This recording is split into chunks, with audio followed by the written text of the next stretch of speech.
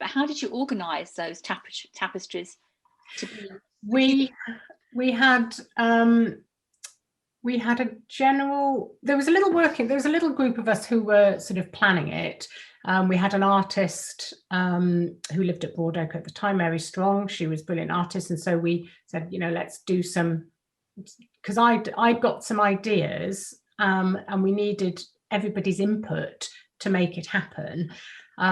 So we held an open event and just invited everybody to come along who was interested, and there was a lot of interest, and we probably had 2 or 3 of these.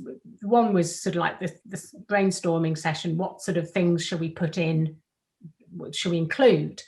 And then we went away and did some sketches. Jake did a lot of the sort of sketches as well, because what we thought we needed to do was put little packs together where people could just choose what they wanted to do. And it was open to everybody. It wasn't dependent upon you being brilliant with a needle and thread. It was just, we wanted everybody who wanted to get involved to have an opportunity to be involved. So we put together the drawing, the fabrics, because of course we got this colour scheme going on as well, which was seasonal, and put them all in little packs. And we did the first one and the last one, I think, first. So we did the one with the monks and the one with the village green, and had an event in the village hall. People were just, and I kind of tried to do a sketch of how I imagined it would look, the size of it, and then these sort of pictures on them. So people just started taking them away, and then they started coming back in. Hugely exciting and beautiful pieces of work. A lot of effort had been put in to people who hadn't got as much skill, put as much time and effort into it, and so they started to take shape. And then we'd be meeting in the hall, in Victoria's kitchen. We'd be this like core of us. There must have been, I don't know, about 7 or 8, 9 of us maybe.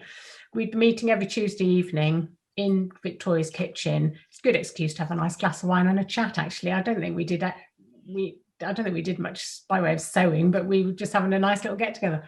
And that must have gone on for about 2 years, I should think, because we got some help to sew it all together. I think Val helped us to actually sew it all together, sew all the pieces together. And the bits that were joining them, we had ribbons, and we had some lovely velvet ribbon. It was really difficult to find ribbon the right width, because I designed it to have this, I think it was 3-inch ribbon, not actually knowing that you couldn't get it anywhere. You couldn't get ribbon that was 3 inches wide for love nor money. But while all this was going on, I think we must have done a little press release, and somebody came to us, I think it was the Prince's Trust, came to us and said, I saw in the paper that you're doing this. We'd like to, do you need any financial support? I said, well, actually, it would be really handy to be able to buy some ribbon once we can find it, and maybe, get it framed, and pay we needed help with various things anyway. So we then had a little bit of money. So I put this bid together to apply and receive some money back. And then found eventually, after a lot of searching, ribbon of the right size. And it was velvet ribbon. It was beautiful ribbon, but it was really expensive, far more than I'd anticipated in my little sort of like calculations on the back of a fag packet type thing. So I went back to the Prince's Trust and said, actually, this ribbon is a lot more expensive than we budgeted for, because we didn't realise we couldn't find ribbon of the right size, in the local shop. So we had to order it. And bless them, they said, that's fine. We can accommodate that. So we managed to get the ribbon that we wanted bought. And if you go and see them, the colours and the style of the ribbon is just absolutely beautiful. And we only bought as much as we needed, because, we haven't got any, because it was so expensive.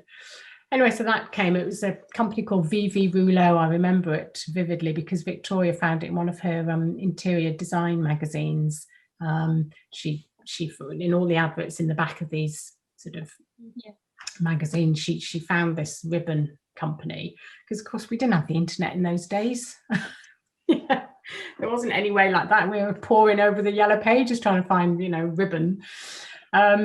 Anyway, so we got it from this shop, VV Rouleau, based down in London. Got this beautiful ribbon, and we got it framed by somebody, a little framer in Kidderminster, because Jake and I were living in the week in Kidderminster at the time.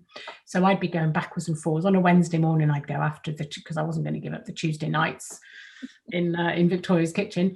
So we got this little framer who lived a bit further along the road from where we were living, to frame these wall hangings. And we did 2 first, and then we did another 2. So when we did 2, we put them up and we had a party, because we were still fundraising. We did a lot of fundraising ourselves to pay for these events and the wall hangings in particular, but we were also raising money for the big party, New Year's Eve. So we had cake sales. I remember standing selling cakes and pickled onions and various things outside the station on Good Friday in Landrindod. And we got quite, because somebody who worked in Boots said, actually the busiest day for us in Boots is Good Friday. So we thought, that is the surprise. So we thought, well, Good Friday is the day to, you know, have a cake sale then, isn't it? If that's the busiest day in Landrindod. So we did that, and we did various fundraising events in the village hall. We had a line dancing night, which was hilariously good fun. A line dancing night, which was to show off the 2 wall hangings that we'd done, and to raise a bit of money to pay for the next 2, and to pay for all these other events that we'd got lined up, including the village green. So it was a very busy time, the lead up to the Millennium, and a few years after that, because we hadn't finished the wall hangings by the time of I think we finished them in 2001. So it's kind of carried on. And I can't remember if we finished I think we were still doing the village green, doing some planting and, you know, finishing it off in the years after the Millennium. But that was a really busy time period and really sort of good community sort of spirit going on at that time. And of course, we got those beautiful wall hangings to show for it, and a beautiful village green, which is cared for now by the community council.